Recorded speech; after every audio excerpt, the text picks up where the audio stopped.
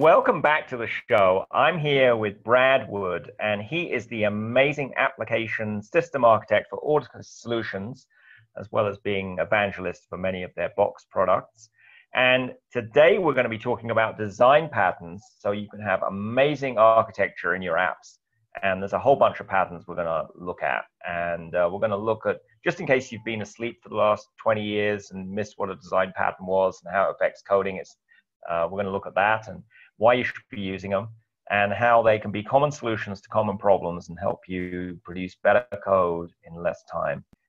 In fact, generally just become a better software craftsman and architect apps better. And also we'll briefly look into the CommandBox 2-day training that Brad is doing before the CFObjective Conference. And he is giving a talk on design patterns at CFObjective, which is only weeks away now. So very excited for that. So welcome, Brad.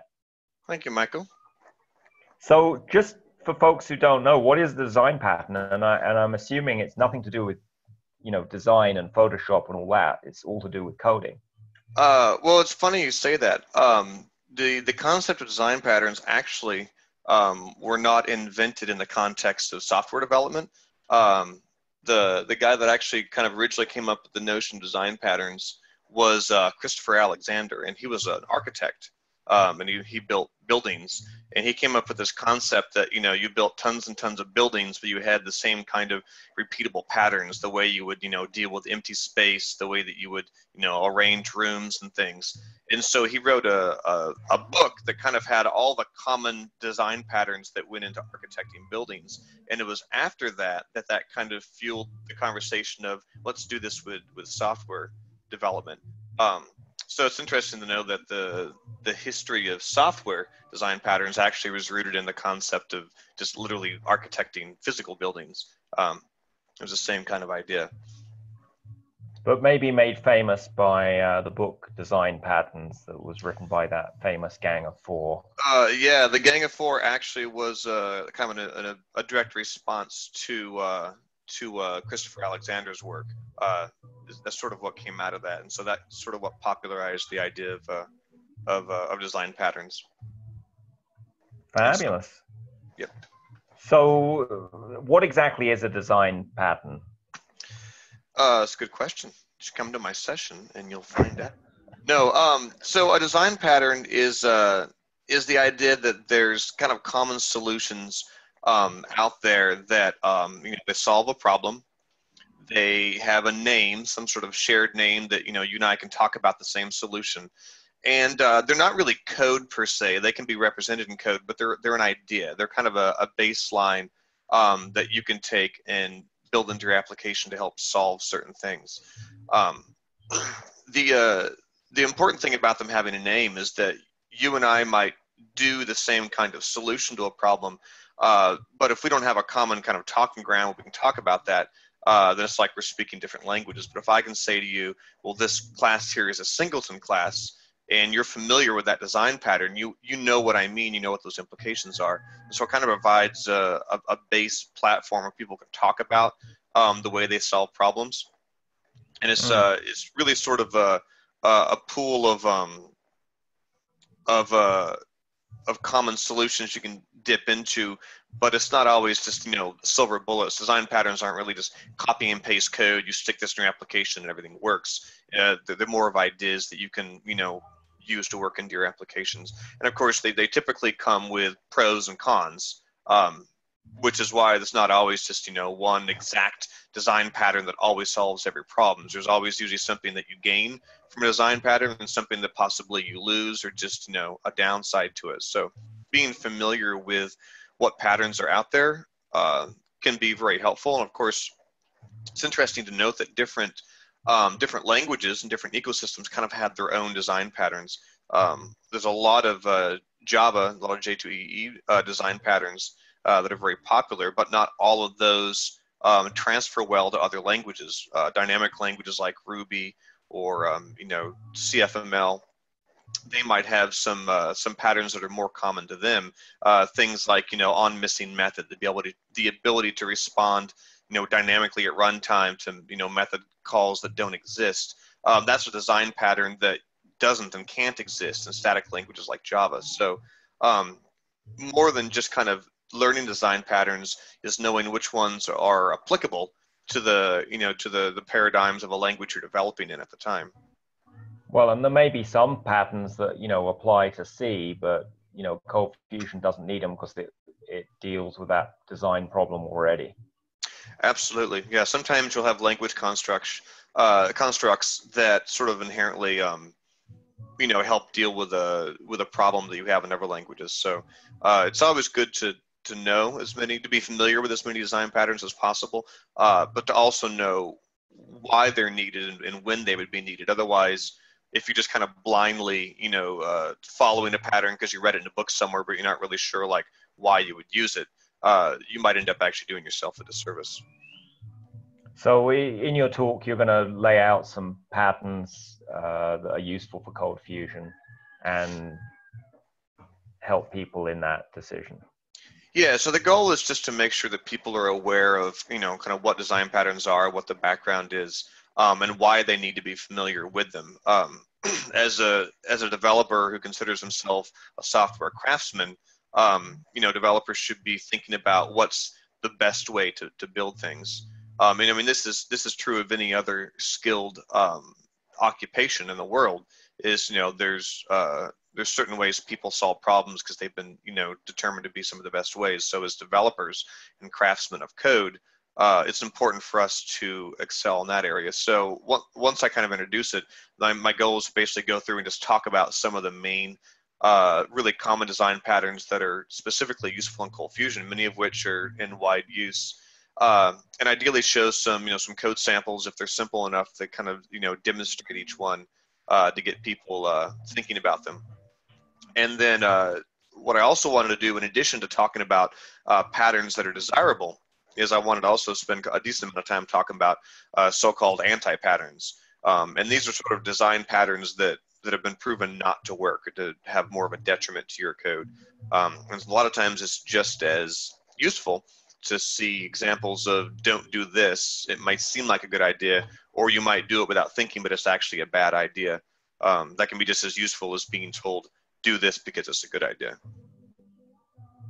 So I guess spaghetti coding is one of those anti-patterns. Yeah, if you look at a lot of websites that list patterns and anti-patterns, you'll actually see spaghetti code listed as one, and that's more of one people just kind of happens by sort of happens vacuously, unless you apply better practices, you'll just sort of end up as spaghetti code. So what's your favorite pattern? Oh, I don't know. You didn't tell me you're going to ask me that question. There's so many patterns. I could say one of the most common patterns would be like the Singleton pattern. You use the Singleton pattern every day, which is the idea of a class that should only be instantiated once and then shared throughout the entire application. I don't know if I'd say that's my favorite pattern per se, even though it's one of the most common ones. One of my favorite ones is probably the observer pattern, which is also referred to as publish subscriber. That's really common in event-driven, programming, where you have, some kind of events being emitted through a central source, and you have listeners or observers that are responding. That pattern is very common in the ColdBox framework with interceptors, and it's very common in a lot of languages. And it's also a very powerful pattern since it helps you, decouple pieces of your code base in concern. So that's quite possibly one of my favorite patterns, I suppose. Though I've never thought about that question until just now. Oh, well, I'm here to bring out the best from all our guests. So for hitting that ball on the fly, I flew over the net.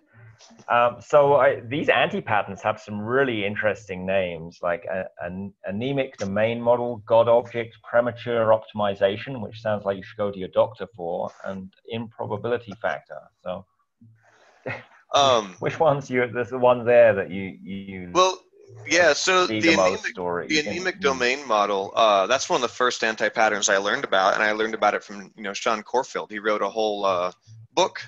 Or not a book, a whole article in the Fusion Quarterly publication back around, I don't know, 2008 maybe, because it was very common in ColdFusion at the time, around, the mid-2000s. ColdFusion developers kind of thought that, Java was cool, so we should do everything Java did, right? So everybody was, getting into object-oriented programming, and projects like the Eludium, I think it was P38 code generator came out, and, you could give it, like user, to give you a user service and a user bean and a user DAO and a user gateway, and it would, scaffold out all of these objects for you. And so what would oftentimes happen is people would use these kind of code generation tools, and they would create a whole bunch of kind of this empty placeholder objects, but they would never really add any behaviors or meat to them. They would just be a kind of a bunch of empty objects that didn't do much of anything, but it was sort of a, pat yourself on the back. Hey, I'm doing object-oriented development now because I've got objects coming out my ears. And you'd end up with this sort of, 5-to-1 problem that Sean would talk about, where you have one table in your database and you have 5 CFCs in your application for each one table, which would lead to just a very large amount of CFCs. But what made them anemic was the fact that they had very little implementation. They were mostly just a very small amount of boilerplate code, and they didn't really serve as a very kind of rich domain model. And so the anemic domain models, when you have a lot of classes that don't really do anything, that they don't serve much of a purpose.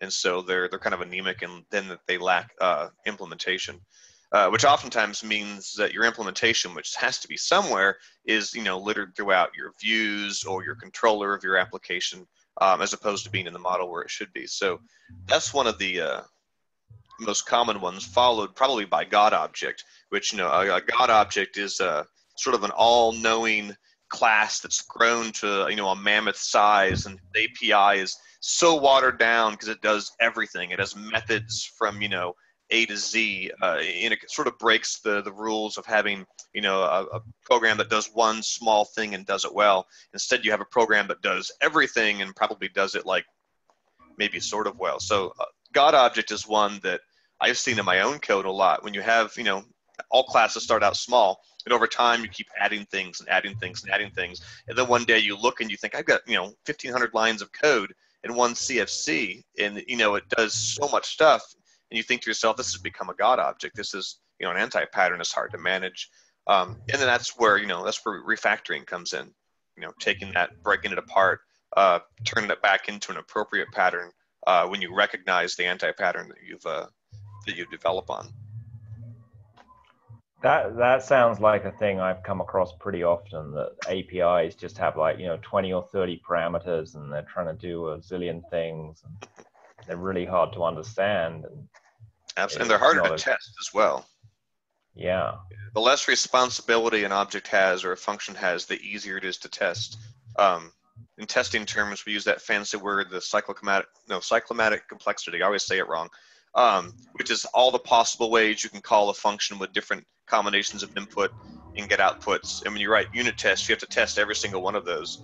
And so that's a good code smell. If you have a function that has 1,000 ways it can be called, it's quite possibly has way too much responsibility. That can be an anti-pattern for sure. Yeah, I wrote an article on code smell, and I think there were like 16 different bad ways a code could smell. So I'll stick a link to that in the show notes, along with I saw you did an article on Coders Revolution about anemic domain model many moons ago. Yeah, that was quite a while ago. I think it was shortly after I'd read Sean's original article on that. Yeah, I think identifying when it comes to positive design patterns, these are things that we should know about ahead of time, and we think to ourselves, I have a certain problem, what are some solutions I can plug in here? A lot of times the anti-patterns, I think, are patterns that kind of just come about over time on accident, and the important thing there is to be able to recognize them and see kind of the code smells in your code and say, wait, this isn't quite right, and then know how to fix them. So that's kind of one of the goals of my talk at CFObjective, is just for education. Help people know about the design patterns they should know about the anti-patterns that they should be avoiding. I know what to do, but I think it's good to know what you shouldn't be doing, and so you can spot it when you're looking at someone else's code. Because truth is, a lot of us work on other people's code, which always is quite as good as the code we think we were writing, even Yeah. when that other person is really ourselves from a year ago. Sometimes you feel like it was written by a different person, and you're like, Yeah, oh I wait, think it that was me. was. Yes. What was this person up to? What's the quote that says something like, develop as though the person who manages this code after you will be a crazy axe murderer who knows where you live or something. Ah, I don't know that one, but it That sounds appropriate. one of those things I read on the internet once.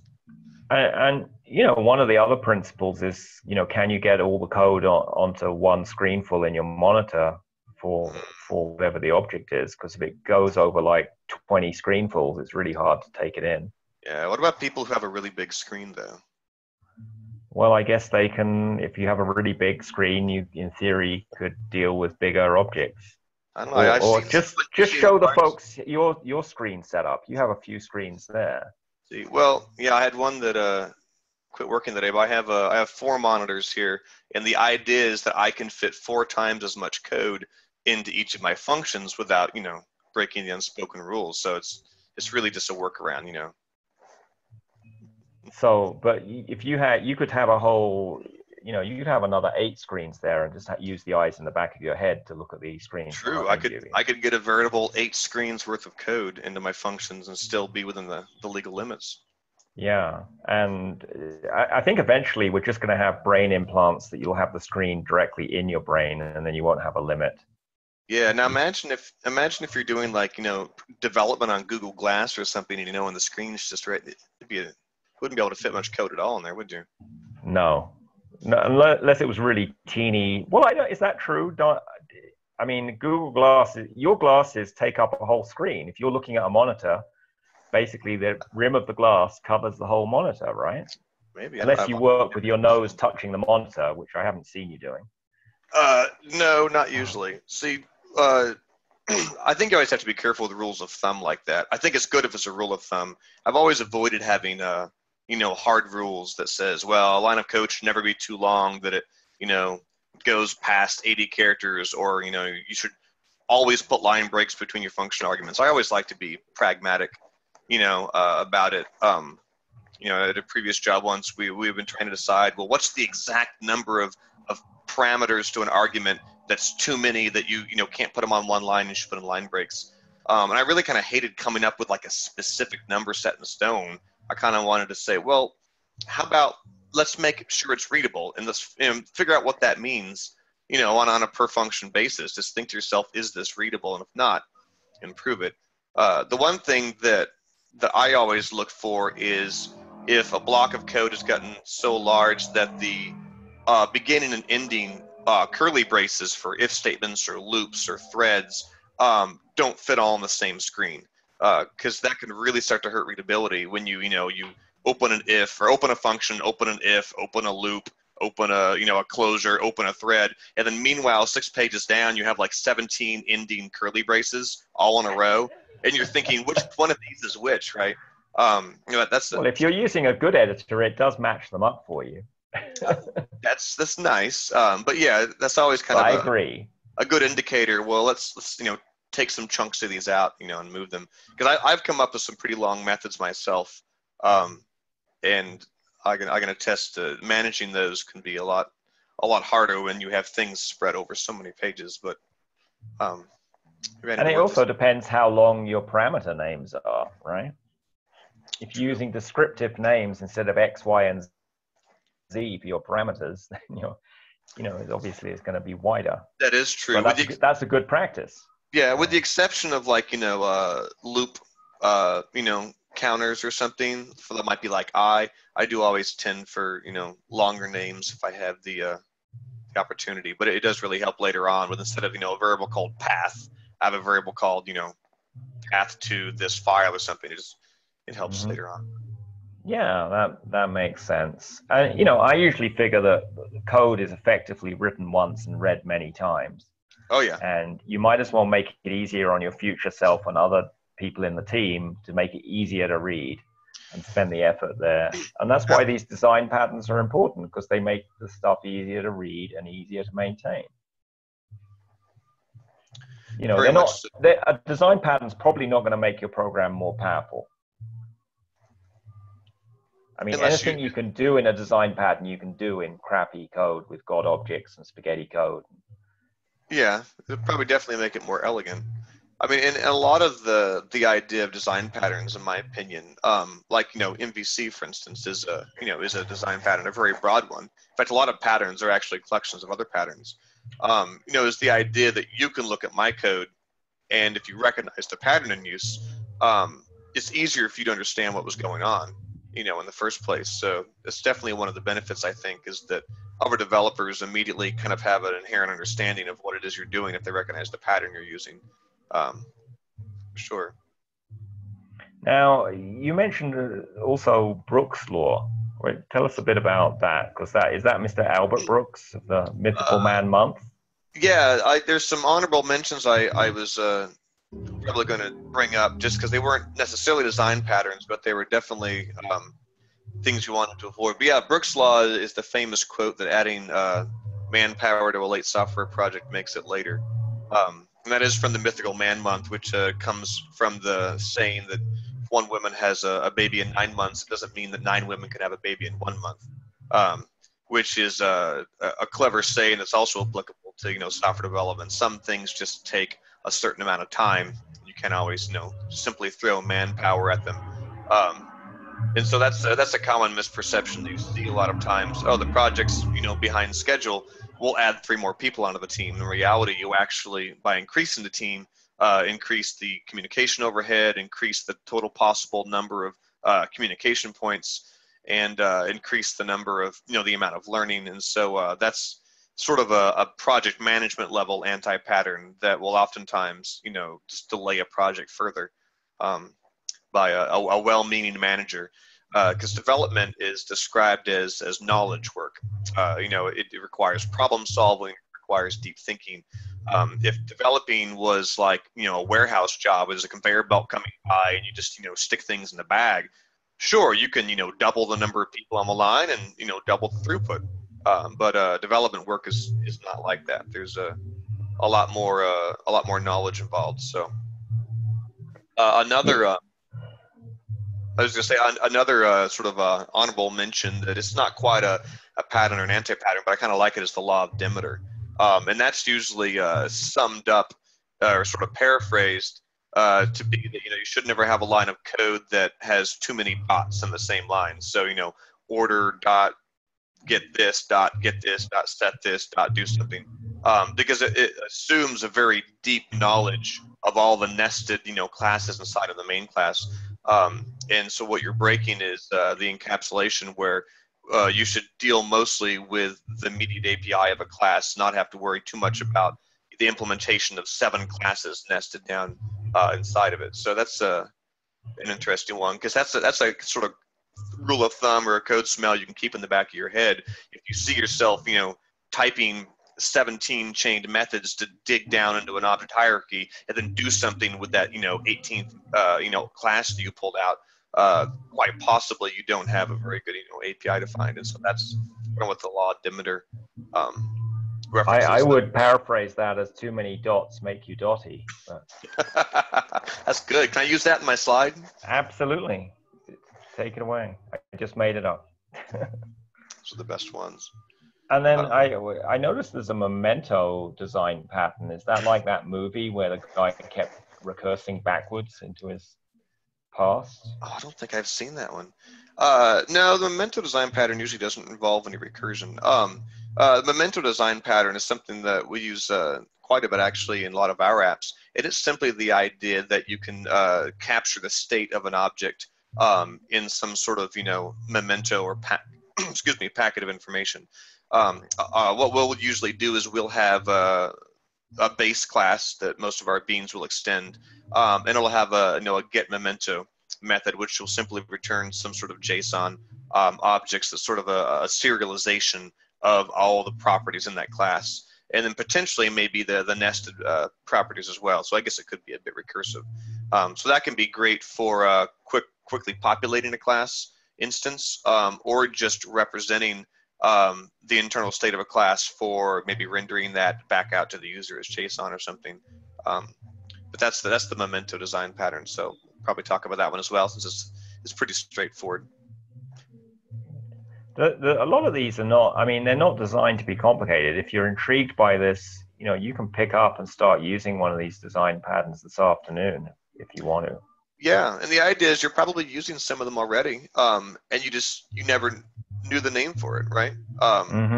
So that's part of the fun of learning it, is you see things, you're like, oh yeah, I've done that, but I never really knew that was kind of the name for it. But now that you know that name, you can have a conversation with another developer, and instead of spending 5 minutes to describe how the design works, you simply say, I'm using the Memento pattern. The other developer goes, oh yes, of course, I'm familiar with that one. So I mean, it really creates this common language between you and other developers. And I think having a common way of describing stuff in a language really helps, not just for design patterns, but like if you've got something in your application or the requirement, it really helps to have a language to talk about that. So, you know, sometimes we don't think about the language we use, but it actually does make life a lot easier. Yeah, absolutely. I'm a big fan of communication that has as little ambiguity as possible. So yeah, when you have a conversation with people and you're like, let's put that thing in the function and we'll call it from the witchamajigger. You know, I hate those conversations. Like, wait a minute, what are we even talking about right now? So I love having meaningful words that you know exactly what you're talking about, and that happens at all sorts of levels, even not even in programming. So one of the anti-patterns I have seen a fair amount in ColdFusion land is premature optimization, where people obsess about optimizing stuff before they've even run the app with realistic data. Yeah, that's a big one. There's a famous quote that says, you know, premature optimization is the root of all evil. But that's sort of, you know, tongue in cheek. That's pretty strong. Well, it is. But you know, the developers can spend a lot of time worrying about you know, what's faster if I, you know, do variable plus plus or variable equals variable plus one, you know, kind of things. And the reality is, you know, in most applications, it's completely negligible. You know, you can worry all day long about, you know, which function has an improvement over another function. And the reality is you can spend a lot of time, and in the end, maybe for nanoseconds, you know, at most. So, you know, a really good rule of thumb there is always go with what's readable, go with what makes clean, clear, concise code, always by default. And then, you know, part of your suite of tooling at your job should include testing, you know, including, you know, performance testing, scalability testing, you know, load testing. And then if and when things come up in your application, you know, and you notice that there's a slow point, you know, then go ahead and address that. But otherwise, I mean, I've seen a lot of people, it's a fun conversation, right? You know, and it's easy to take a function, stick it inside of a loop, run it, you know, 10 million times and say, this one was 4 seconds slower, you know, when it ran 10 million times. But, you know, the reality is if, you know, you're only calling that function 4 times, you know, the couple, you know, picoseconds of difference, if that's meaningful in your application, you probably shouldn't be using ColdFusion or even Java for that matter. But most web applications don't have, you know, requirements that, you know, say you have to have response times in under 5 milliseconds or something. So it's just it's a waste of time, even though it can be a fun conversation. It's oftentimes not worth the time to optimize things ahead of time. So that's a very good one. And these days you can easily tell what code is running slow. You know, there are a lot of tools that you can use to see where the slow code is. I mean, Fusion Reactor is one of them. Absolutely. I really like the profiler feature that's part of Fusion Reactor 6, I believe, is when it started. Any request that takes over a certain threshold, like 3 seconds long, it'll immediately begin profiling. And after the fact, it'll show you the parts of the stack trace that the request spent the longest amount of time running, which is really, really handy. That way, you know, you may have a function that runs in a second, but it's called, you know, 50,000 times. And so there was, you know, 15 seconds worth of time spent in that function. And it's one of my favorite features about Fusion Reactor. To get off topic for a second. But yeah, so, the point is you wait until you actually see, performance bottlenecks, and then you address them, which assumes, first of all, that, you're using the appropriate tooling, you're actually doing, scalability and load testing on your app, and then you have an appropriate, time and place in which you worry about those micro optimizations, as opposed to trying to just, guess preemptively ahead of time, which you'll usually be wrong if you try to guess ahead of time. Yeah, because, you can't tell until you really run the app, and in particular, until you've got realistic volumes of data. It may be that some code runs real fast when you've got 100 records in the database. When you've got 100,000 records in it, it's running like a dog because you forgot to add the right indexes to the database. Often a reason. Sure. But you ain't going to find that out just by reading the code.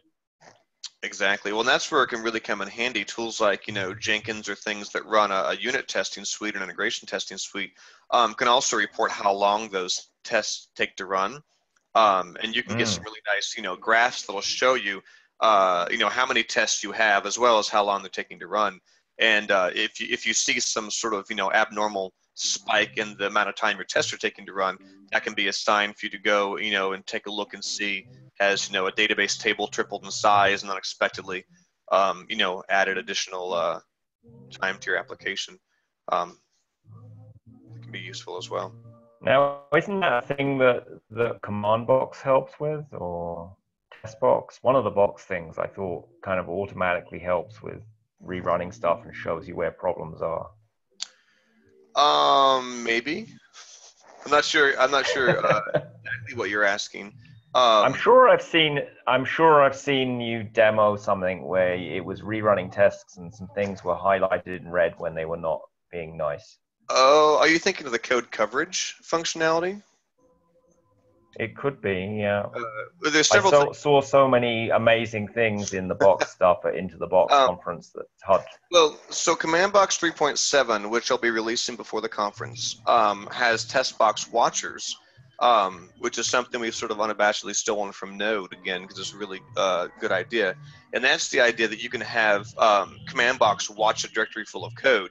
And then as you save files, so you make an edit, you hit save in your editor, CommandBox will notice that a file timestamp has been updated and will just immediately run your test without any, prompting to do so, in a console window right next to it. So you can get, basically immediate feedback if you've broken something in your unit test.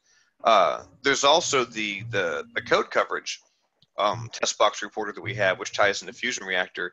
And that's not so much for performance, but it will tell you what lines of code in your application have test coverage, like were actually executed during the test, and what lines of code were not executed during the test, meaning that they weren't covered. So that might also be something else you'd seen. Yeah, I think that maybe that hadn't been released during the Into the Box conference, but it sounds a really useful thing, because if you haven't run the code, how do you know if it even works? So. Well, yeah, exactly. It's very eye-opening to run your unit tests, and then with a coverage tool, and you'll see if statements, and the code in the first half of the if statement was executed, but the else block was never even hit by your unit test. And so what that tells you is you need to write another unit test that will go through that function and will hit the else. And that way you ensure that if you break the code inside of that, you'll know about it right away. Well, and also if you're refactoring some spaghetti code, seeing the coverage tells you, that you may identify whole chunks of code that just never run. Yeah, absolutely. I mean, I remember we did some refactoring on a program, like it was a gig of code, but 90% of it was, yeah, exactly. 90% of it was like copies of copies of copies of code that had been tweaked and then thrown away, but it was still littering the web root. Oh, yeah. See, if you're using source control, which you should be, you should never have an excuse to leave stuff laying around the web root. If you want to do an experiment, create a branch.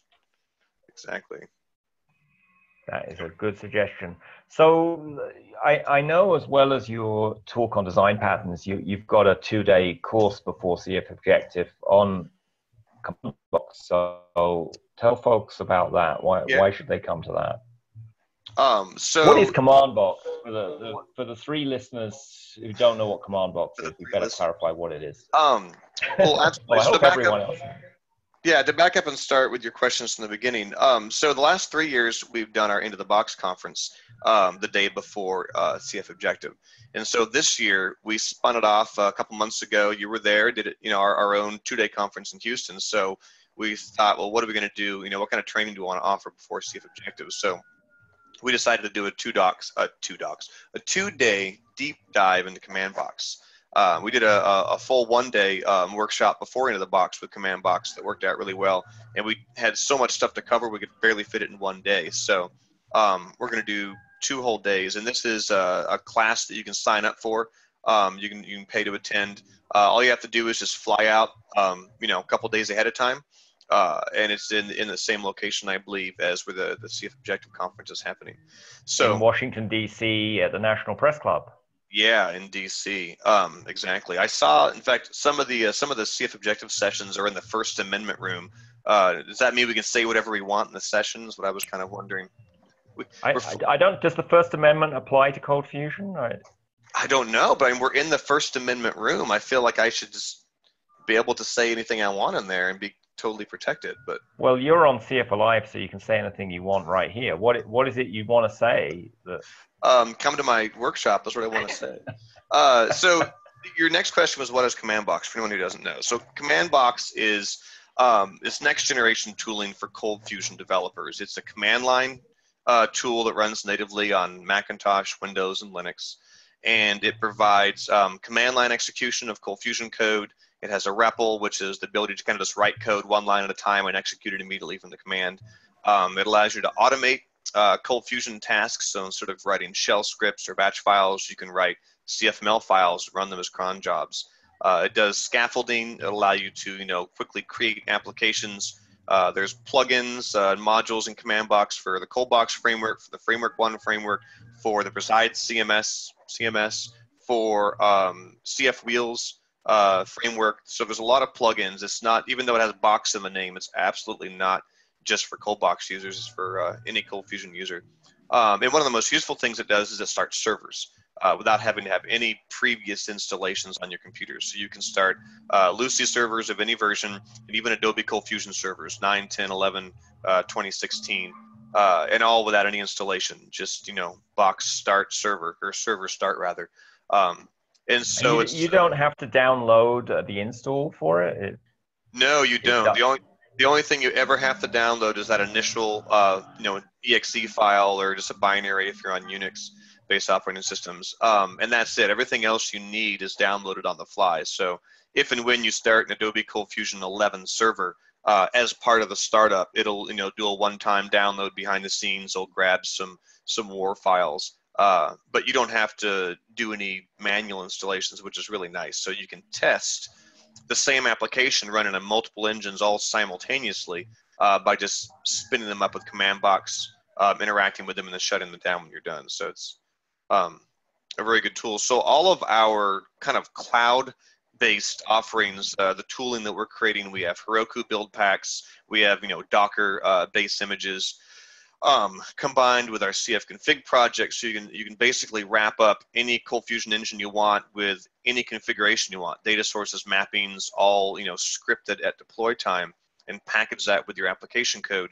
All of that is based on using CommandBox, as the engine that starts up and runs. So there's a lot of people doing Travis CI integrations for the unit tests. It's all based on CommandBox. In fact, I've been playing this week with deploying some stuff to Heroku, which uses CommandBox to spin up the server. All of our Docker and Docker Swarm work have been using our CommandBox images. And so that's all going to be part of what I talk about in the CommandBox workshop is, how you can use CommandBox to have better local development as well as better cloud development. And then especially we're going to just focus on extending CommandBox. You can write, your own custom CLI commands. You can do task runners now. And so what we want to do is help empower people to build really cool, reusable, libraries in CommandBox, and then share those on ForgeBox as modules. And there's really great tooling in place now that people like Eric Peterson have helped put in place, where you can scaffold out, a new CommandBox module and, publish it on GitHub with a full Travis CI suite of unit tests, all in just a couple commands. It's super easy and it's super simple to do now. So a lot of the CommandBox training will just be showing people how to do that so people can contribute to the CFML ecosystem that we have in place. That sounds really exciting, and it seems to me that all these things that you're showing folks how to do with CommandBox and continuous integration and using Docker containers, I mean, those are not design patterns, but they're something similar about how here's a modern way to do ColdFusion development. Yeah, they are very modern. These are things that have been prevalent in other languages for quite a while. People have been deploying apps in the cloud and scripting their configuration and doing continuous deployment and continuous integration for a long time. And the ColdFusion community specifically has always kind of lagged behind in that area. People always seem a little bit slower to pick up these newer practices. And I think a lot of it is there's two main things: lack of tooling and lack of education just about those things in general and how to do it in ColdFusion. So a lot of our Ortus libraries, like CommandBox, are filling the tooling gap, and then things like our workshop are trying to fill the education gap. There's just a lot that people don't even know about. In fact, I mentioned CFconfig, a project built on CommandBox that allows you to script all of the data source settings and mappings and all the configuration for ColdFusion servers, Lucy and Adobe. I mentioned that to someone this last week, and even though it was announced 3 or 4 months ago, they had never heard of it in their life, and they were like, "Oh man, I needed this 2 months ago." So, that's why we do things like these workshops and stuff, is just to try to increase awareness of the tools that are out there, so people can, modernize and improve their workflow, be better developers, really. Fabulous. So let's just switch gears a bit. Why are you proud to use ColdFusion today? Yeah. Well, several reasons. I mean, I'm proud to use ColdFusion because of the people that are in it. There's a lot of friends, that I know that are fellow ColdFusion developers. And I'm proud of the things we've built and what we've accomplished. When I talk to, to other developers who aren't ColdFusion developers, I'm proud to use ColdFusion because it makes me productive, because it's a great language. And, when it solves my problems, and it solves them, more quickly and easily than some other languages. So that's why I'm proud to use ColdFusion, is just because of, how productive it makes me, and, the modern language that it's become. And of course, it's good to know that, I'm a part of building the ecosystem, the open source projects out there, that are shared on GitHub and shared on ForgeBox. And the great thing about that is that everybody can be proud to be part of the open source ecosystem. That's not a secret club that you have to be in, or there's no, barrier to entry. Anyone who writes a reusable, function or, module, and they stick it out on ForgeBox and they publish the code, they can also be proud to be part of building the open source community. And so I like to, make sure we're always inviting other people to be a part of that, because it gives you a lot more ownership and, feeling of contribution into the community when you can say, there's people out there using something I've written, and, everybody can do that. So, I've in the process of writing an article on why ColdFusion is alive, and part of that research was finding the reams of articles saying ColdFusion is dying, which obviously is not the case, because some of those articles date back 10 years. So what would it take to make ColdFusion even more alive this year? Well, I think one of the first steps is for people to attend conferences like CFObjective, to grow as a developer and to learn things, and to attend, workshops like the CommandBox workshop, just so, they're always learning new things. One of the, stark differences with a lot of other programming communities in ColdFusion is in a lot of communities, people have a big focus on best practices and using frameworks and, using design patterns and using tooling. It's just kind of just baked into their into the community. It's an expectation, and we don't always see that as much in ColdFusion. And so I think a good goal for people to set is, you know, what's the new thing you're going to learn this year? What's the new thing you're going to learn this month? Maybe, you know, this week. Even if learning just means, you know, reading some blog posts on Docker so it's a bit more, you know, demystified. You know, you always have to be continually learning new things to keep yourself up to date on a topic. And so one thing that Sean Korfeld had talked about was, you know, he tried to learn a new language every year, right? And I think that's a cool goal to say, you know, what am I going to learn? So, you know, for ColdFusion developers, you know, what new ColdFusion technology or library that you haven't had a chance to dip into are you going to learn? I think that will help make ColdFusion better, make ColdFusion more alive, and it'll make the developers doing ColdFusion more proud of what they do. Because when you know, talk to another developer that's not a ColdFusion developer, you know, you can more proudly talk to them about the modern practices that you're doing and not have to be ashamed of, you know, the legacy ColdFusion app that you manage that was written like it's 1999, right? Yeah, best to only party like it's 1999, not code like it's 1999. Yeah, you can party like it, but don't To code. misquote Prince. Is that where that quote came from? I never actually knew that. And well, it was on one of his albums. Yeah, Party Like It's 1999. I think it was released prior to the end of the millennium, so it sounded more exciting back then. Well, it was exciting back then. I actually had a song I wrote called the Y2K song back in like 1999. I played it at our school talent show. Everybody loved it. And of course, until after the year 2000, and I was like, oh, well, nothing to see here. Well, I'm working on a CF Alive song right now with someone who's a musician, so nice. Will be coming out soon. Yes. Excellent. And you know, another I was saying there's quite a few musicians in the ColdFusion space. There's a lot. I think the ability to do music is related to programming. There's a correlation there. Some kind of brain function thing.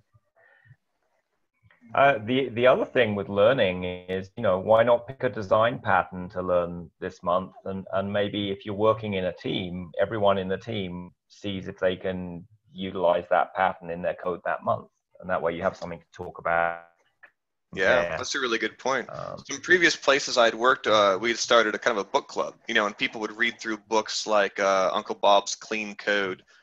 There's a whole number of design pattern books that would be, you know, excellent to read through as a development team. You know, you could, you know, each week take one pattern, everybody reads through it and just, you know, talk about it if it would work in your application, if you're using it correctly. That's a really good idea. Yeah, I like that. You know, book of the month, or, you know, method of the month, or maybe it's learning how to use Docker for ColdFusion or Jenkins or any of these, or CommandBox even. CommandBox, so, yeah, cool. So CFObjective is coming up real soon now. What are you looking forward to in the event? I always kind of look forward to the same thing, and that's meeting people. Usually the same people I've met before, but always, you know, new people as well. In fact, I was just speaking with someone on Slack this morning that was asking about the CommandBox session and talking about CFObjective. And I don't think I've actually gotten a chance to meet him in person. So, you know, always looking forward to getting together and talking with people. I'm a big fan of the hallway track, as a lot of people call it in conferences. You know, I go to a lot of sessions, but I also like to, you know, just talk to people in the hallway. So I'll be at the Ortus booth. I know there will be a bunch of Lucy Association members there as well, and we're all looking forward to just, you know, talking with people. I get so many good ideas at conferences. I get a lot of feedback, you know, at conferences. People that maybe, you know, won't come on the mailing list, but they'll see me in the hallway and be like, hey, I was using CommandBox the other day, and I was thinking, wouldn't it be cool if you could do X, Y, Z, you know? And I'll think, oh, that's such a good idea. Like, I'll put in a ticket for that. We need to do it. So my favorite part of conferences is always just being able to talk with people that, you know, that use our open source products and, you know, use things, just getting feedback, hanging out with them. Yeah, I think a lot of people get that from conferences, and you know, a lot to learn in the sessions as well. find out what's new is happening that you've missed out on in the past or two. Yeah. So if folks want to reach further, how would they find you online? Online. One of the easiest ways to ping me is probably in the CFML Slack team. I hang out in the Box Products channel. I'm also on Twitter, or if they have any questions specifically about design patterns in my session, they could just email me at brad@bradwood.com as well. Excellent. Well, really appreciate you coming back on the show, Brad, and hope your talk at CFObjective goes wonderfully. I hope so too.